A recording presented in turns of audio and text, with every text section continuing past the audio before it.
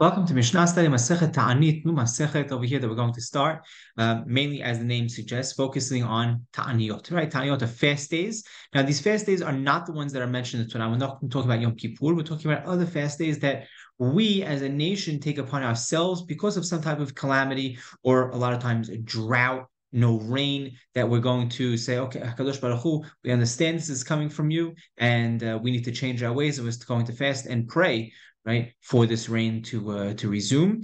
That's really the main focus of at least the first perek of Masechet Taanit. Then we'll move on to the prayer section in the second perek, and then we'll see other reasons why we may be gozer in the third perek of Taanit. And the last perek is the fourth perek. We'll discuss more. So we're going to jump into this Masechet. But just to understand, this first perek is really speaking about when there's no rain, when there's a drought, right? Hence the background over here, everything's cracking, right? There's no rain, and we need to turn and open our hearts, pour our hearts out to HaKadosh Baruch Hu, so He can go ahead and give us rain again. So, on the note of water, on the note of rain, our first Mishnah opens up with, when do we begin mentioning that God gives us rain in its appropriate season? When do we start saying what we know today as Masiv Harua Morid Geshem?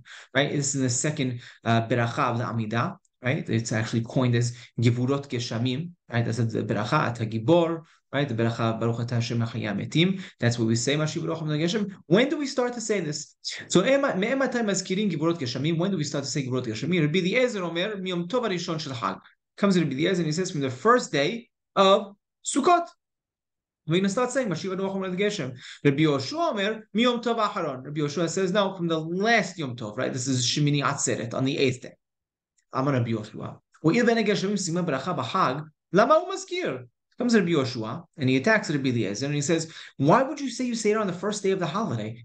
We know that if it rains on Sukkot, that's not a beracha, right? That's a sign of a curse. We don't want it to rain while we're in our sukkah. Why would we mention Mashiv Harua Morid Geshem on the first day of Sukkot? So Amar Rabbi Eliezer, Omer Ela Mashiv Harua Morid Geshem be'onato.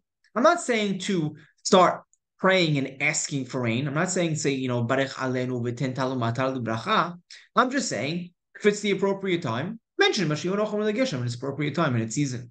So Amar Lo Im Ken Olam Yeh Maskir. If that's the case, you want to mention it, because God always gives rain. Okay, so mention it all year round, right? And halacha over here, actually Harambam over here, halacha is like Rabbi Yoshua, as we mentioned over here, and we'll see actually continuation of this discussion according to Harambam in this next upcoming Mishnah as well.